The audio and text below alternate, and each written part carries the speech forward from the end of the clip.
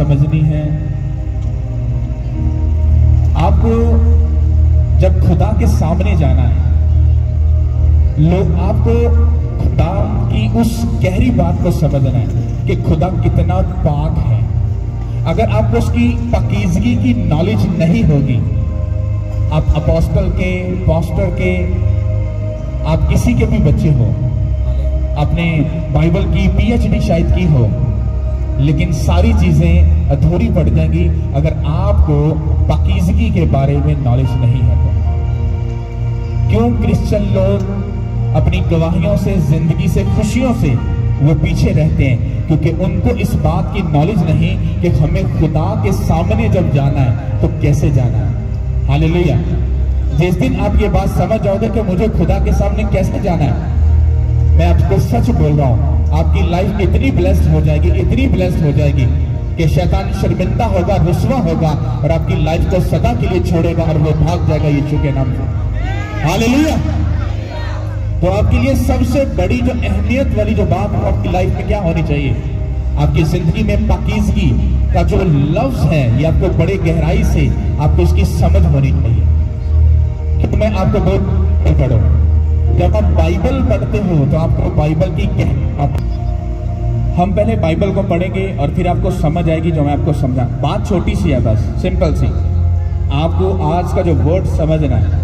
मैंने इसको जब बाइबल को पढ़ रहा था तो मैंने पढ़ते पढ़ते जब इस पे में आया तो खुदावंद ने मुझे कहा कि ये तुझे लोगों को पढ़ के सुनाना है। मैंने कहा खुदावंद ये तो आपकी सिंपल सी इंस्ट्रक्शन है जो आपने मूसा को दी थी, तो इससे लोग क्या सीख सकते हैं, मुझे आप क्या बताना चाह रहे हैं? उसने कहा मेरे बेटे इसको गौर से पढ़। उसने कहा तुझे कितने साल हो गए हैं मेरी खिदमत करते हुए?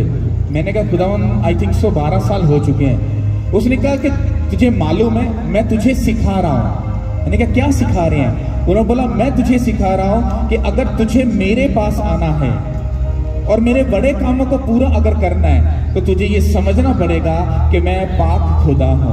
और अगर तुझे मेरे पास जब आकर मुझसे मसा को, बरकत को, हेवनली विजडम को, मेरी प्रेजेंस को, हजूरी को, बरकत को, मसा को अगर लेना है तो तुझे ये बात समझनी पड़ेगी कि जब तुझे मेरे पास आना है तो कितना तुझे पाक और साफ बनकर मेरे पास आना है। उसने कहा अपनी जिंदगी पर गौर कर। उसने कहा तेरे गंदे दोस्त थे? मैंने कहा थे। क्या छोड़ दिए कि हैं? मैंने कहा छोड़ दिए। तू नशा करता था, अब करता है? मैंने कहा नहीं करता। तू सिगरेट पीता था, चर्च, शराब, ये सारे नशे करता था, अब करता है? मैंने कहा नहीं करता। तू गलत लोगों के साथ बैठता है, गंदी बात सुनता है? मैंने कहा नहीं सुनता। चुगली करता है? मैंने कहा नहीं। तू ऐसा गुस्सा करता है जिससे गुनाह पैदा हो? मैं कहा नहीं करता। और इतनी बातें खुदा ने मुझे याद दिलाई जो मैं अपनी लाइफ में करता था, और वो सैकड़ों बातें जो हैं वो मैं छोड़ चुका हूं और मुझे याद भी नहीं कि मैं वो काम करता था। लेकिन वो मैं करता था, लेकिन मैं भूल चुका हूं कि अब मैं वो करता था। क्यों? क्योंकि खुदावन ने सब पिछली बातों को क्या कर दिया है, मेरी जिंदगी से इतना दूर कर दिया, इतना दूर कर दिया कि वो बातें अब मुझे याद ही नहीं आती। फिर मैं उस बात को समझ पाया कि खुदा मुझे क्या समझाना चाहते हैं। म्यूजिक थोड़ा कम करो। हालेलुया। तो मैंने जब इस बात को फिर डीप जाकर प्रेयर में समझा तो खुदावन ने कहा मेरे लोगों को बस तूने इतना बताना है, वो मेरी बेटी हो, वो मेरा बेटा हो, उसकी उम्र 20 साल हो, उसकी उम्र 40 साल हो, वो 80 साल का हो, वो कुछ भी, एनीथिंग, उसकी कंडीशन कुछ भी हो, लेकिन उसको इतना बोल कि जब तुम मेरे सामने आओ तो तुम्हारा दिल तुम्हें गवाही दे कि तुम अंदर से, बाहर से, रूह से, बातन से, सब चीजों से तुम पाक हो और साफ हो। हालेलुया। कितनों को बात समझ आ रही है? और ये बात सिर्फ कलीसिया के लिए नहीं है, यहाँ पर कुछ पास्टर्स भी बैठे हैं, ये उनके लिए भी है। जितने भी मेरे हम खिदमत भाई यहाँ पर बैठे हो, इस बात को बड़े ध्यान से घर जाकर पढ़ना और समझना कि खुदा हमसे क्या डिमांड करता है। मुझे उसने इतने साल सिखाया, समझाया, पता क्यों? क्योंकि मैंने इन बातों को समझने में देर कर दी थी।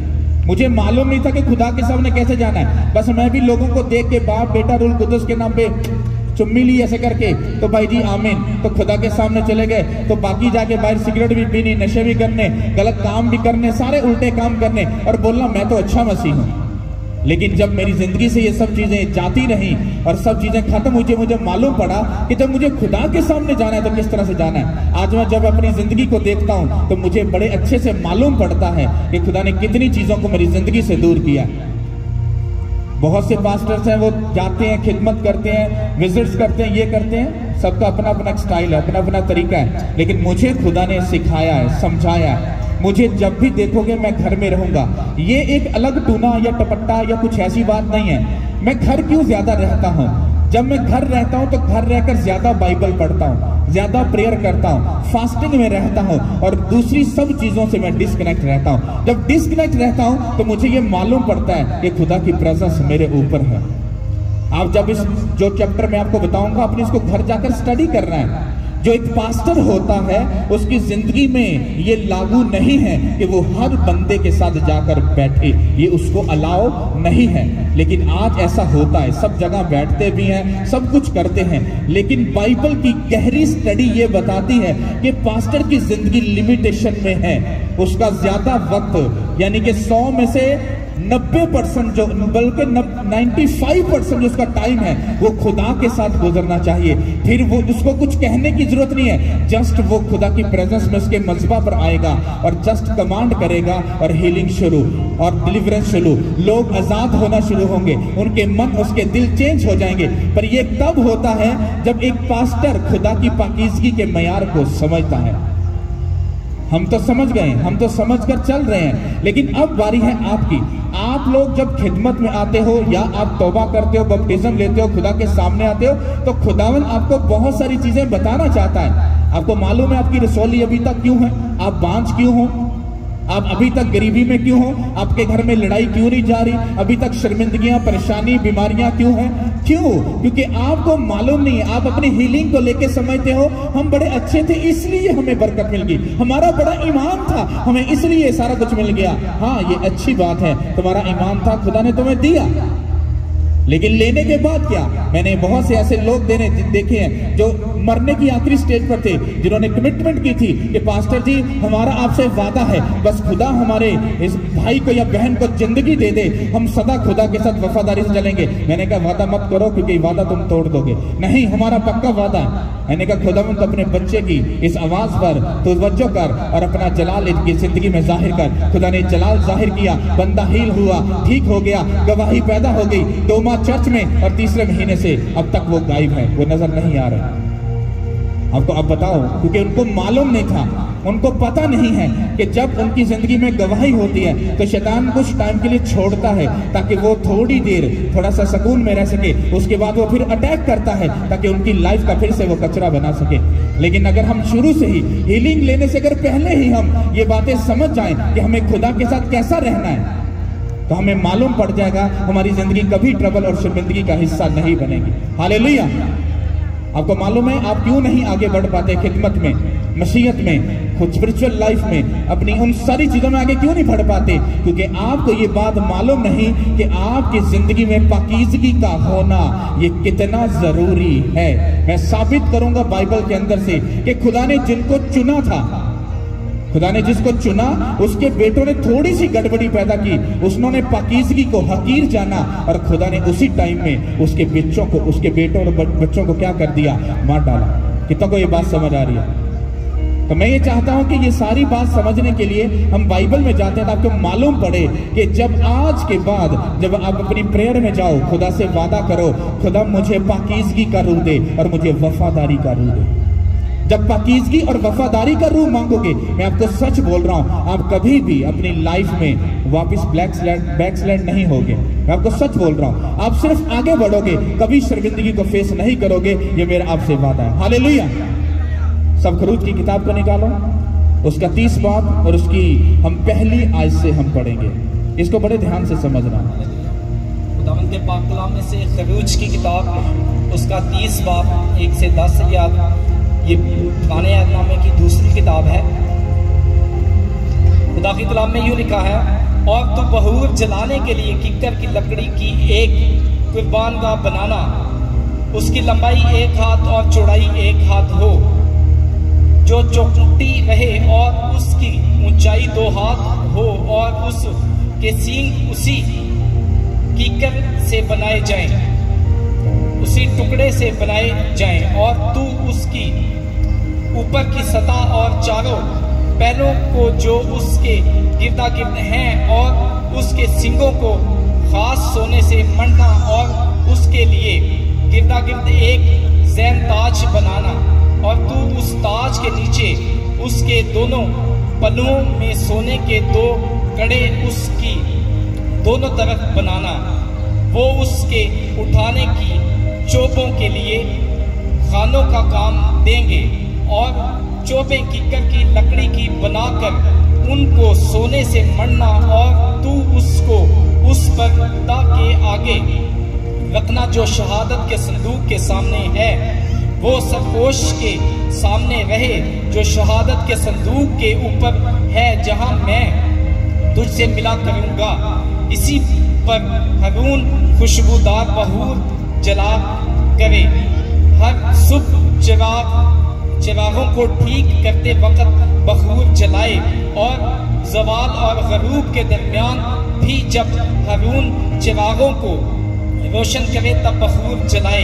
ये बखूर खुदावंद के हुजूर तुम्हारी पुश्त दर पुश्त हमेशा जलाया जाए, और तुम उस पर और तरह का बखूर ना जलाना, ना उस पर सोखली कुर्बानी और नजर की कुर्बानी चढ़ाना, और कोई तपावन भी उस पर ना तपाना।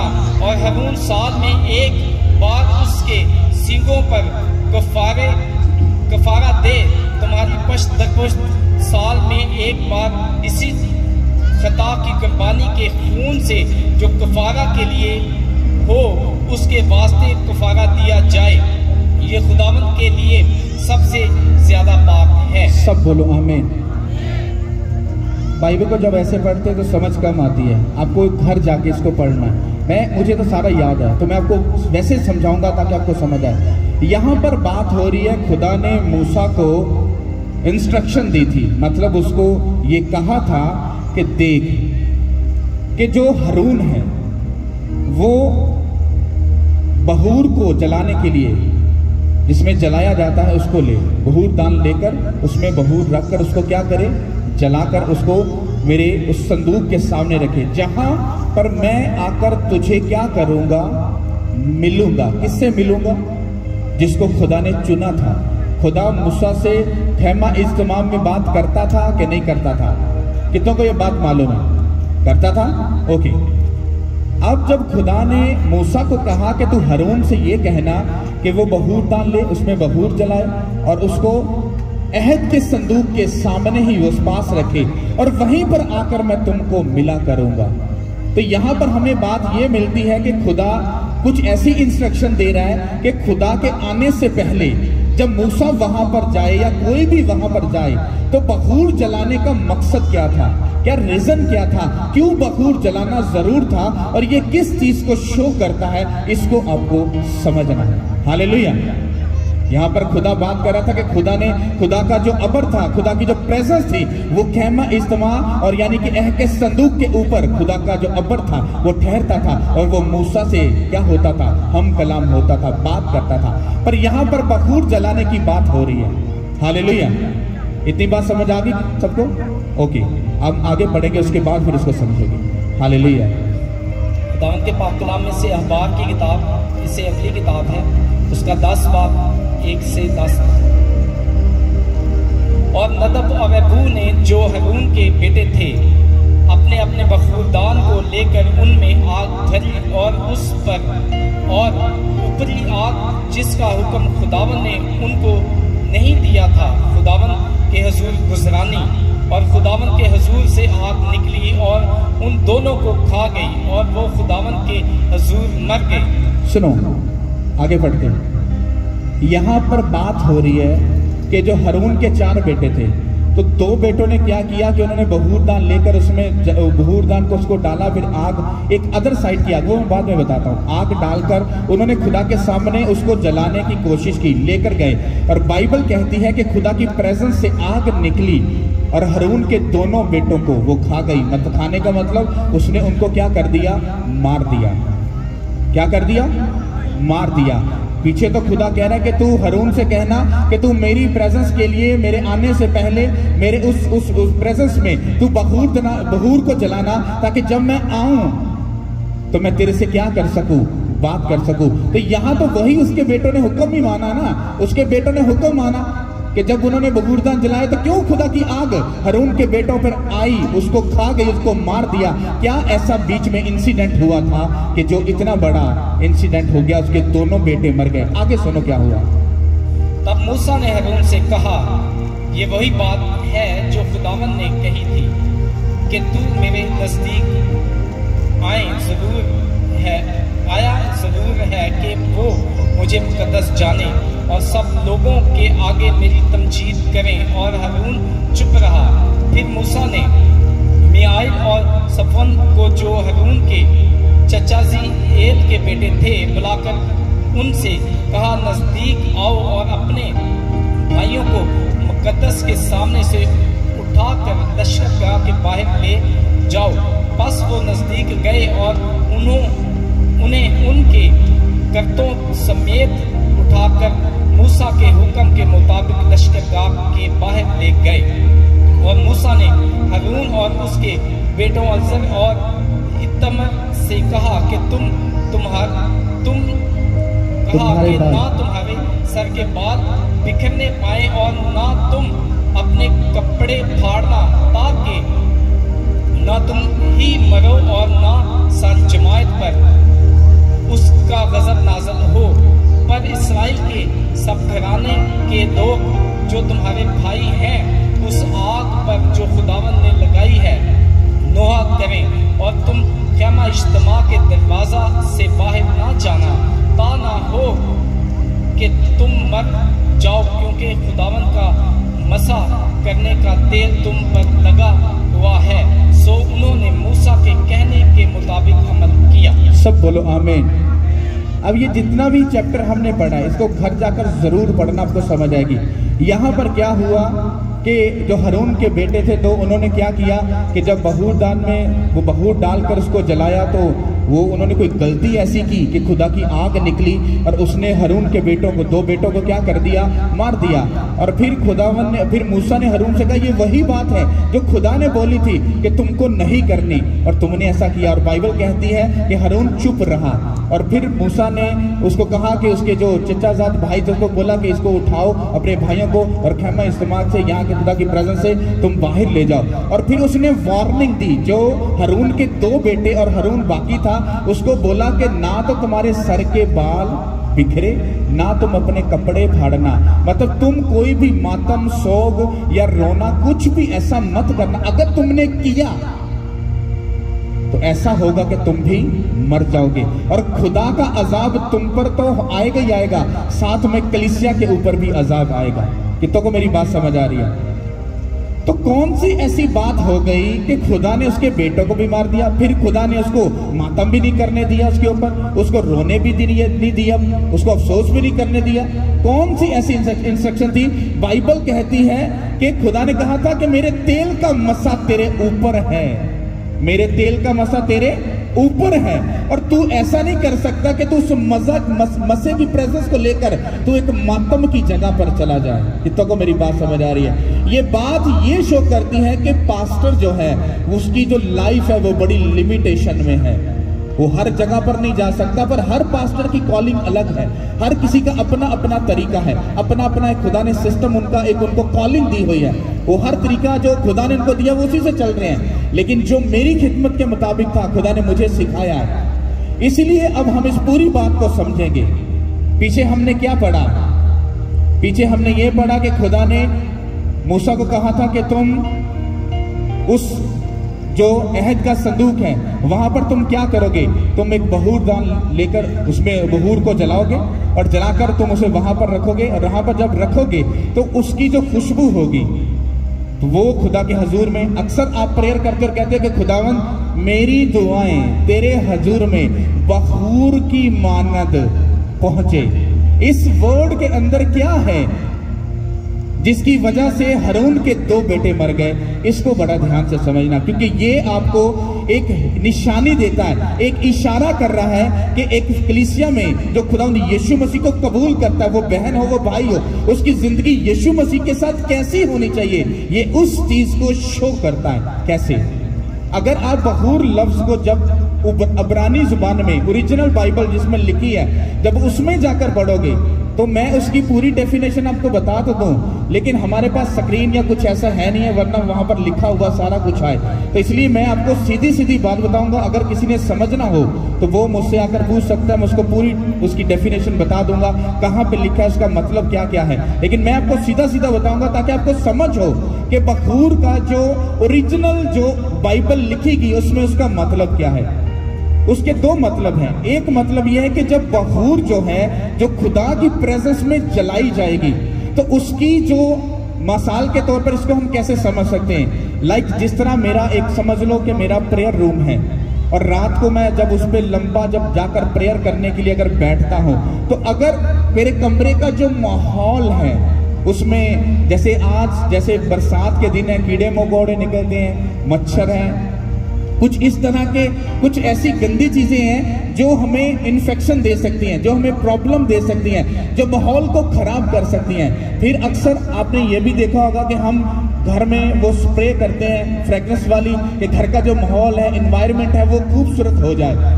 तो हम अपने कमरे में जाने से पहले अपने माहौल को, कमरे के माहौल को अच्छा जब करना होता है तो हम पहले क्या करते हैं। अगर मान लो एक जो मच्छर वाली जो स्प्रे अगर उसको करेंगे तो उसको अगर 1 घंटा अगर बंद कर देंगे तो उस कमरे के अंदर क्या कोई ऐसा कीड़ा मकोड़ा या कोई मच्छर कोई चीज होगी? बताओ, होगी? नहीं होगी।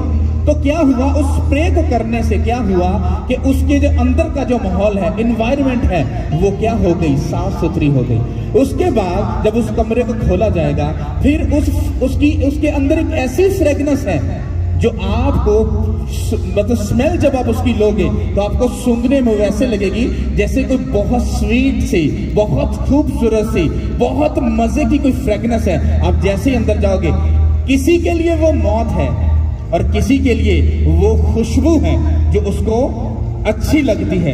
अब अपने माहौल को अगर हमने अपने कमरे के माहौल को साफ सुथरा करना है, अच्छा बनाकर हमने वहां पर जाकर खुदा की प्रेजेंस में बैठना है, तो हम वहां के माहौल को पहले क्या करेंगे?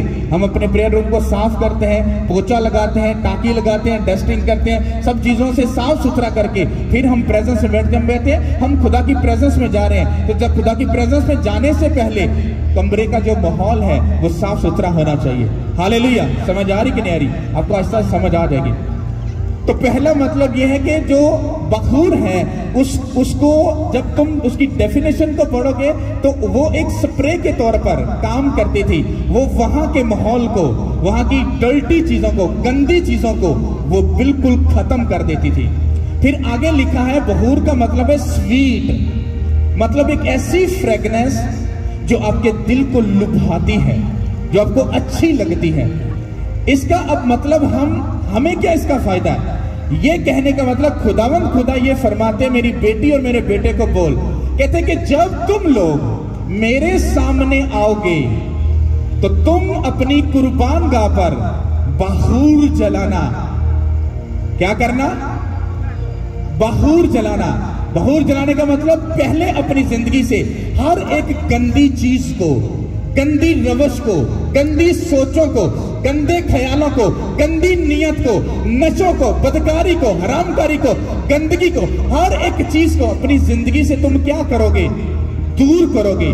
जब तुम खुदा के सामने आओगे तो खुदा की प्रेजेंस वो तुम्हारे माहौल को पहले क्या करेगी? साफ सुथरा करेगी।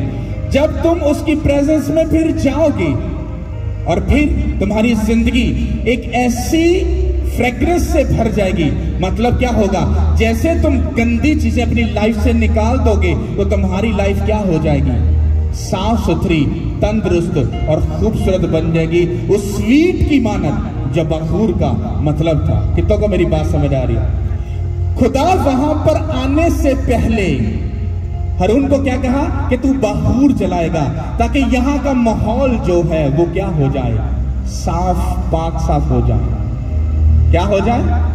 साफ सुथरा माहौल हो जाए। और फिर उसकी जो फ्रेग्रेंस है, मतलब उसकी जो खुशबू है, वो मुझे लुभाएगी, मुझे अच्छी लगेगी। अब ये खुदावंद को खुशबू से क्या लेना देना? बेसिकली खुदा हारून से ये कह रहा था, जब तू मेरी प्रेजेंस में आएगा तो तेरी जिंदगी में गंदगी नहीं होनी चाहिए। अगर गंदगी हुई तो इस बहूर की मानद जैसे वो गंदगी को दूर करती, तो मैं ये चाहता हूं जब तुम मेरे पास आए, जैसे तू इस बहूर को मेरे आने से पहले जला रहा है, ताकि मेरे आने से पहले सारा माहौल साफ सुथरा हो और प्रेजेंस एक खुशबू की तरह, एक मीठी फ्रेग्रेंस की तरह खूबसूरत हो, ताकि जब मैं तेरे साथ बैठूं तो मुझे ऐसा ना कि ये यहाँ पर कुछ गंदगी है, यहां से तूने साफ नहीं किया, तूने ऐसे नहीं किया। कहता जब मैं आऊं सब कुछ अच्छा माहौल हो। लेकिन अगर तो गंदी नीयत, गंदी सोच, गंदे ख्याल से मेरे पास अगर आएगा, तो इसका मतलब यह है कि तूने अपनी जिंदगी में सब चीजों को अभी तक नहीं निकाला, और जब तक तू नहीं निकालेगा तो मेरी प्रेजेंस में ना तो आ सकता है और ना मैं तेरे पास आ सकता हूं। क्यों, कैसे? जब आप आगे वाले चैप्टर को देखते हो, वहां पर जाकर क्या लिखा है कि जब हारून के बेटे जब खुदा की प्रेजेंस में गए तो उन्होंने बखूर जलाई, तो वहां पर लिखा है जब उन्होंने बखूर जलाकर वो सामने गए तो खुदा की आग निकली और उनको खा गई। पता क्यों खा गई? क्योंकि हारून के बेटों ने वो काम किया था जिससे खुदा ने उनको मना किया था, और जैसे मना किया और वो खुदा की प्रेजेंस में है, उन्होंने खुदा को लाइट ले लिया कि खुदा तो साडा बेली है, सज्जन है, सही तो सामने चुनिया है, अही तो खुदा को बड़े आसानी ना जा सकते हैं। ये उन लोगों की बात है जो ओवर स्पिरिचुअल बन जाते हैं। जब वो ओवर स्पिरिचुअल बन जाते हैं तो वो किसी की बात सुनना नहीं चाहते। मैं तो बड़ा धर्मी हूं, मैं तो बड़ा स्पिरिचुअल हूं, मैं तो बहुत प्रेयर करता हूं, बड़ी फास्टिंग करता हूं, ये करता हूं, वो करता हूं, ऐसा करता हूं।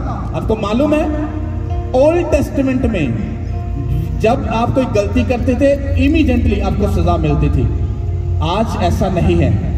तो कुछ लोग समझते कि वो दौर अच्छा नहीं था कि सजा की इसी टाइम में सजा मिली, बंदा मर गया, ऐसा हो गया। यहां पर कुछ ठीक है, यहां पर कुछ रिलीफ मिल जाता है। लेकिन मैं आपको डीप ये बात बताना चाहता हूं, वो बात अच्छी थी, गुनाह जाहिर हुआ, उसी टाइम बंदे का पता चलता था, बंदा क्लियर। आज क्या प्रॉब्लम है? आज खतरनाक काम है। आज बंदा कहता है I am a right person, I am a right person, मैं तो परफेक्ट हूं, मैं तो ठीक हूं, मैं तो राइट हूं, मैं तो बिल्कुल परफेक्ट हूं। लेकिन तब की जब हारून के बेटे सिर्फ गए, सिर्फ उन्होंने सिर्फ ओपरी मतलब एक अलग सी आग को सिर्फ बखूरदान में जलाया था, और खुदावन ने उससे मना किया था कोई भी गंदी चीज या कोई अदर चीज को तुम मेरे हुजूर में मत लेके आना। क्यों? क्योंकि मैं पाक खुदा हूं। और उन्होंने इस बात को टुच जाना, और जैसे जाना उसी टाइम में खुदा की आग निकली और उसने हारून के बेटों को क्या कर दिया? मार दिया। आज लोग चर्च में आकर भी, बाप बेटा पढ़कर भी, बपतिस्म लेके भी आज नशे भी कर रहे हैं, बदकारी भी कर रहे हैं, जना भी कर रहे हैं, हरामकारी भी कर रहे हैं, नशे भी कर रहे हैं, नशा बेच भी रहे हैं, सब उल्टे काम कर रहे हैं। और फिर चर्च में सबसे आगे की सीट पर बैठकर वो चर्च के लीडर भी हैं और कहते हम राइट हैं। और अगर ये पुराना दौर होता तो खुदा की आग प्रेजेंस से निकलती और उन सब लोगों को जलाकर भस्म कर देते कि तुम बड़े अच्छे बने फिरते हो, तुमने पादरी से छुपा लिया, लेकिन मुझसे कैसे छुपाओगे?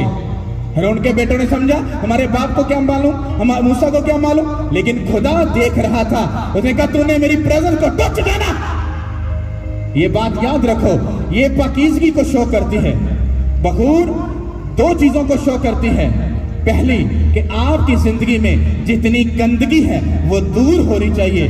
फिर आपकी जिंदगी में कैसी फ्रेगनेंस मतलब पाकीज़गी का रूह होना चाहिए, ताकि फिर जब आप खुदा के सामने जाओ तो आपकी जो खुदा के सामने जाना है वो बखूर की मानद खुदा की प्रेजेंस में जाए और तुम्हारा जाना खुदा के हुजूर में कबूल ठहरे, और इसी से तुम ब्लेस होगे, आगे जाओगे, जीतोगे, मुल्कों को, कौमों को बचाओगे यीशु के नाम के वसीले से। क्रिश्चियन लोग आगे क्यों नहीं जा रहे? वाई?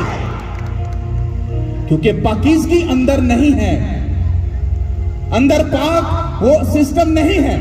वो चर्च जाकर सब उल्टे काम कर रहे हैं और बोल रहे हैं हम I am a right person, और ऐसा नहीं है।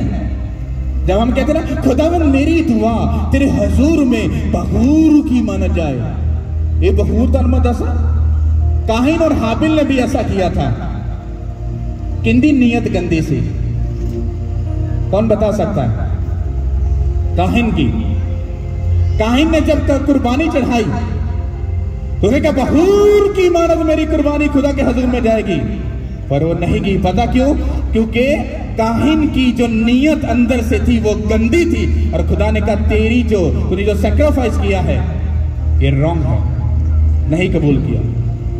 लेकिन हाबिल जब आया तो सच्चे दिल से आया, सच्चे मन से आया, सच्ची नीयत से आया, सच्चे दिल से आया, और जैसे ही कुर्बानी चढ़ाई, अपना हदिया खुदा को दिया, वो बहूर की मानद खुदा की प्रेजेंस में गया और कबूल ठहरा यीशु के नाम से। हालेलुया। बहूर इस बात को शो करता है कि तुम जब भी जाओगे तो तुम बहूर की मानद बनकर जाओगे। बहूर के अंदर यह क्वालिटी है कि वो गंदी चीज को एक्सेप्ट नहीं करता, और उसके अंदर एक ऐसी फ्रेगनेंस है कि वो जहां भी जाएगा वो माहौल को अच्छा करेगा। इसका मतलब क्या है कि अगर एक क्रिश्चियन जो है वो मसीह के कहे के मुताबिक चलने वाला है तो वो कौमें मुल्क बचाएगा यीशु के नाम के वसीला से। पर अगर वो एक गलत रवशों में भरा हुआ है तो वो किसी को बचा नहीं सकता, बल्कि वो दूसरों के लिए भी बाइस से ठोकर होगा। बाइबल क्या कहती है? तुम्हारे सबब से दूसरी कौमें बरकत पाएंगी क्योंकि तुम बखूर हो। हालेलुया। तुम जहां भी जाओगे तुम गंदगी को दूर करोगे, झूठ को, लालच को, नशा को, बदकारी को रिजेक्ट करोगे और अपनी फ्रेगनेंस छोड़कर आओगे, और लोग जान जाएंगे कि ये जिंदा खुदा के बेटे और बेटियां हैं। लेकिन अगर तुमने बहूर की मानद काम ना किया तो फिर तुम यीशु मसीह को प्यार नहीं करते हो। हालेलुया। अब तो ये बात मालूम पड़ गई कि जब खुदा के सामने जाना है तो हमें बहूर की मानद वो क्वालिटी बननी है कि वहां की जितनी भी गलत चीजें हैं तुम्हारी लाइफ में उनको कैंसिल करना है, और तुमने दूसरे माहौल को भी, दूसरे लोगों को भी तुमने पाक और साफ करना है। हालेलुया। और अगर ऐसा नहीं है तो तुम्हारी जो जिंदगी है वो बहूर की मानद ऊपर नहीं जाने वाली। हालेलुया। कितनों को ये बात समझ आई? मैं संडे को इसको कंटिन्यू करूंगा और फिर इसको डीप जाकर और ज्यादा समझेंगे। हालेलुया। तो इस वचन को बताने का मकसद क्या था? सिंपल सी बात थी। खुदा ने कहा था हारून को कि मेरे हजूर में तुम लोग चुने गए हो, तुमको मेरे हजूर में बखूर जलाना है, ताकि मेरे पास जब तुम आओ तो तुम बड़ी अच्छी पाकीज़गी हालत में आना, फिर बखूर को जलाना, और बखूर को जब जलाओगे फिर वहीं पर आकर मैं तुमसे बात करूंगा। सिंपल सी बात। फिर वही काम आगे जाकर जब हारून के बेटों ने वही काम किया, और जब किया तो वो अच्छी नीयत से, अच्छे तरीके से नहीं किया, और खुदा को गुस्सा आया और उसके बेटों को मार दिया। ये बात क्या शो करती है? मैं पास्टर हूं, आप कलीसिया हो। बात मैटर ये नहीं करती मैं पास्टर और आप कलीसिया हो, बात ये मैटर करती कि हम दोनों खुदा के सामने कितनी पाकीज़गी के साथ जा रहे हैं। अगर तुम आज भी मन में, दिल में, सोच में, ख्याल में सब गंदी चीजें रख कर फिर भी चर्च में आ रहे हो, तुम कभी भी खुदा के पास नहीं जा सकते, क्योंकि बाइबल इसको बयान करती है। तुम्हें खुदा के पास आने के लिए तुम्हें बहुत सारी चीजों को सैक्रिफाइस करना पड़ेगा। तुम्हें अपने गंदे दोस्त छोड़ने पड़ेंगे, नशे, बदकारी, हरामकारी, लालच, झूठ, सब गंदी चीजों को अपनी लाइफ से दूर करना पड़ेगा। और जैसे तुम करोगे तुम बहूर बन चुके हो, क्योंकि डल्टी चीजें तुम्हारी लाइफ से अब जा रही हैं यीशु के नाम से। फिर जब तुम पाक साफ बन जाओगे, साफ सुथरे बन जाओगे, तो फिर तुम लोगों को बोलोगे कि भाई साहब यीशु मसीह को कबूल कर, तेरी लाइफ सदा के लिए बदल जाएगी। तुम खुशबू की मानद, तुम उस फ्रेग्रेंस की मानद जो ना चाहते हुए भी दूसरे के कान में, दूसरे के नाक में, कान, दिल, दिमाग में वो खुशबू जाएगी, उसको कोई नहीं रोक सकता। लेकिन तुम खुद ही फ्रेग्रेंस नहीं हो, तुम स्मेल हो, तो तुमने लोग कहेंगे भाई साहब तुझसे स्मेल आ रही है, दूर हो जा। इसका मतलब क्या है कि तुम्हारी लाइफ अभी भी गुनाह के अंदर है। हालेलुया। जब तुम मसीह के लिए कदम उठाते हो और फैसले लेते हो, डिसीजन लेते हो और आगे बढ़ते हो, तो तुम्हें यह मालूम होना चाहिए कि मसीह, बाइबल कहती है कि मसीह में की गई मेहनत कभी बेफायदा नहीं जाती। वो कब होता है? जब तुम सच्चे दिल से खड़े और अड़े रहते हो। अगर मुझे खुदा ने पाकीज़गी में कायम करने के लिए मुझे 12 साल लग गए, सोचो कलीसिया का क्या हाल होगा। लेकिन मुझे अब मालूम पड़ रहा है कि मैंने बहुत देर लगा दी। अगर मुझे तब हेवनली मेरे पास अकल और विजडम होता है, हेवनली अकल होती, तो मैं इतनी देर मत लगाता। मैं तभी सारे गंदे यार दोस्त छोड़ देता और खुदा के साथ बना और खड़ा रहता और एक पाकीज़गी की लाइफ जीकर एक ऐसी फ्रेग्रेंस बन जाता जो सबके लिए एक सुकून और एक पीस का, इत्मीनान का एक हिस्सा बन जाती है। हालेलुया। कितनों को बात समझ आ रही है? तो आपको ये अब सोचना है कि अब आप खुदा के सामने कैसा जाओगे। चर्च जाके भी झूठ बोल रहे हो तो तुम्हारी प्रेयर खुदा के सामने नहीं सुनी जा रही है। तुम चर्च जाकर भी फ्राडी लगा रहे हो, झूठ बोल रहे हो, लालच कर रहे हो, नशे कर रहे हो, गर्लफ्रेंड अभी भी रखी है, बीवी घर में बाहर फिर भी चक्कर चल रहा। मैं तुम्हें सच बोल रहा हूं, तुम एक गंदी फ्रेगनेंस हो, तुम्हें कोई एक्सेप्ट नहीं करेगा। अच्छी फ्रेगनेंस तुम बनने के लिए तुम्हें क्या करना पड़ेगा? तुम्हें बखूर की मानस बनना पड़ेगा जो खुदा की प्रेजेंस में जाकर जलती है। क्योंकि जो अच्छा बन जाता है वो सिर्फ खुदा के घर में, सिर्फ वही वहीं पे सजाया जाएगा। एक अच्छा बर्तन होता है जिसमें पिया जाता है, एक ऐसा बर्तन होता है जिसमें कचरा फेंका जाता है। होते दोनों बर्तन हैं, लेकिन एक इज्जत के लिए इस्तेमाल होता है और एक बेइज्जती के लिए इस्तेमाल होता है। तुम्हें कौन सा बर्तन बनना है? तुम्हें इज्जत का बर्तन बनना है या कि बेइज्जती वाला बर्तन बनना है? या तुम्हें कचरा तुम्हारी लाइफ में फेंका जाए, या तुम्हारी लाइफ में कोई जाम डाल के या पानी डाल के या कुछ खाना डालकर वो पीरा अपने लबों से लगा रहा है। हालेलुया। कितनों को मेरी बात समझ आ रही है? पाकीज़गी लाइफ में नहीं है, तुम धोखे में हो। मैं तुम्हें सच बोल रहा हूं। हालेलुया। पाकीज़गी तुम्हारी लाइफ में होना, सिंपल तो सादा गल पंजाबी च आपां करदे हां, सीधी जी गल भाई जी, गल सीधी जी है। अगर लक्षण ते भाई जी साडे अंदर दे सिस्टम ठीक नहीं हैगे ते भाई जी भावें पोस्टल दे बच्चे बन जाओ, भावें पादरी दे, भावें बिशप दे, जिंदे मर्जी बच्चे बन जाओ, तुहानूं डिग्गण च टाइम नहीं जो लगना। जो भी खुदा के सामने जाना चाहता है उससे एक बरकत भरी, पीस भरी जिंदगी को अगर लेना चाहता है, उसको अपनी जिंदगी से हर गंदी चीज को निकालना पड़ेगा। क्योंकि तुम्हारे चाल चलन को देखकर दूसरी कौमें तुम्हारे खुदा के सामने सजदा करके बोलेगी, वही खुदावंद खुदा है। आलमे बाला पर होशना जो खुदा के नाम से आता है। हालेलुया। तुम्हारे चाल चलन देखकर, अगर तुम्हारे चाल चलन ठीक ना हुए, मैं तुम्हें सच बोल रहा हूं, तुम आगे नहीं जा सकते। ये पुराने सिस्टम छोड़ दो। मैं बड़ा ब्लेस्ड हूं, मेरे बाप दादा बड़े ब्लेस्ड थे, मुझे रूहुल कुद्दुस का बपटिस्म मिला, मुझे ऐसा मिला वैसा मिला। मुझे मालूम है खुदा जब देता है तो वो कुछ नहीं, वो दे देता है। लेकिन खुदा से लेना बड़ी बात नहीं, पर उस बरकत को संभालना ये सबसे बड़ी बात है। हालेलुया। मैंने बोला खुदा ने मुझे कहा तो मेरी खिदमत करे। पहले तो माना था नहीं सी, जब माना तो जब मुझे ट्रबल में से, तंगियों में से जब गुजरना पड़ा, तो एक टाइम ऐसा भी था कि मैंने हाथ उठा दिया। मैं खुदावन ये मेरा काम मेरे वसों ही बाहर है, मैं हाथ चुकते। उन्हें कहा हुण तू हाथ चुक दिते, हुण मैं तेने चुकांगा और तू कदी ना डिगेगा यीशु मसीह के नाम से। अज 12 साल हो गए ने, कदी नहीं डिगा। खुश हाँ, हैप्पी हाँ और सदा रवांगा। और एक वड्डी रिवाइवल चैलेंज करके, उंगली उठाकर चैलेंज करके लिख लो इस बात को। इस झुंड को मत देखो, जो झुंड आने वाला है, जो आ रहा है, जिसको मैं देख रहा हूं, इस मुल्क में बड़ी रिवाइवल आएगी यीशु मसीह के नाम से। मेरा ये वादा है यीशु मसीह के नाम से, वो रिवाइवल जल्दी आएगी यीशु मसीह के नाम से। मैंने बोला वो जल्दी आएगी यीशु के नाम से। ये हमें लंबा चौड़ा उच्चार करने वाला, तो ये बरकत हम सब के लिए है। हालेलुया। एक कहावत है, समंदर का पानी जब पीछे जाता है तो लगता समंदर में पानी खत्म हो गया। नो भाई साहब, एक बड़ी सुनामी आने वाली यीशु के नाम से। मैं तुम्हें बोल रहा हूं, इस झुंड के पीछे जो बड़ी सुनामी है, वो बड़ी बेताबी से आने के लिए एक्साइटेड है। यहोवा ने इसको संभाल के रखा है। जब वो आएगी सुनामी, मैंने बोला बड़े बड़े पिलर हिल जाएंगे यीशु मसीह के नाम से। हालेलुया। शेर जब 2 कदम पीछे जाता है, ऐसा नहीं कि वो डर गया, अगले वाले के जो सिस्टम है और जिंदगी है वो डेड और खत्म हो चुकी है, उसका आखिरी दिन है। और अगर हम इस कंडीशन में है तो मैं आपको सच बोल रहा हूं, शैतान का एक्सपायरी डेट आज लास्ट दिन है। यीशु के नाम के वसीला से